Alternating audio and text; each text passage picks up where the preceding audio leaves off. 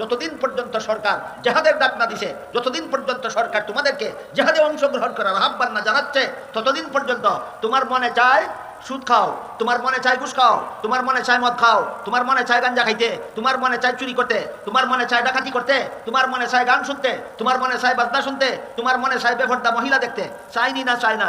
যদি কোনো বেটায় কয় বলে বেপরদা মহিলা দেখতে আমার মনে চায় না, আমি কোনো এ মানুষ নাই গাছ তাহলে ভাত।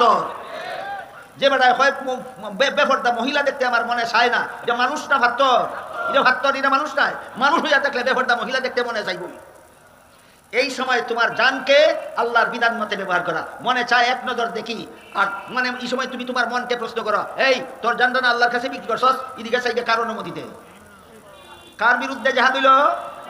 নফসের বিরুদ্ধে জাহাদ। বেপরদানারি দেখার সুযোগ হইলে নফসের বিরুদ্ধে জাহাদ করো। এটা হলো আল্লাহর দেওয়া জান, আল্লাহর কাছে বিক্রি করে আল্লাহর বিধান মতো ব্যবহার করার পদ্ধতি। সুদ খাওয়ার সুযোগ হইলে আল্লাহর কাছে বিক্রি করা। সাবধান, আল্লাহর বিধানের বিরুদ্ধে সুদ খাইতে যাইস না, আল্লাহর বিধানের বিরুদ্ধে ঘুষ খাইতে যাইস না, আল্লাহর বিধানের বিরুদ্ধে অসৎ ব্যবসা করতে যাইস না, আল্লাহর বিধানের বিরুদ্ধে গাঁজা খাইতে যাইস না, আল্লাহর বিধানের বিরুদ্ধে মদ খাইতে যাইস না, আল্লাহর বিধানের বিরুদ্ধে দুর্নীতি করিস না, আল্লাহর বিধানের বিরুদ্ধে স্বজনপ্রীতি করিস না, আল্লাহর বিধানের বিরুদ্ধে জালিয়াতি করিস না, আল্লাহর বিধানের বিরুদ্ধে কোনো রকমের অপকর্ম করিস না।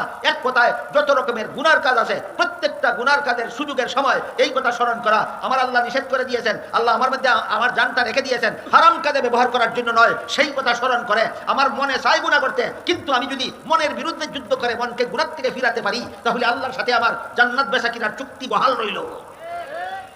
এবার বলেন, আপনারা যে সমাজে বাস করেন, এই সমাজের কোনো মুসলমান সুযোগ পাইলে সুদ খায়নি, সুযোগ পাইলে ঘুষ খায়নি, সুযোগ পাইলে মদ খায়নি, সুযোগ পাইলে গাঞ্জা খায়নি, সুযোগ পাইলে দুর্নীতি করেনি, সুযোগ পাইলে জালিয়াতি করেনি।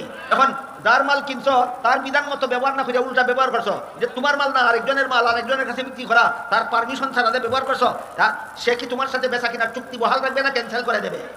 এই জন্য কোনো বান্দা, মুমিন বান্দা যখন কোনো হারাম কাজে লিপ্ত হয়, কোনো গুনার কাজে লিপ্ত হয়, তখন আল্লাহর সাথে তার জান্নাত বেচা কিনার চুক্তি ক্যান্সেল হয়ে যায়, জাহান্নামের শাস্তির যোগ্য হয়ে যায়।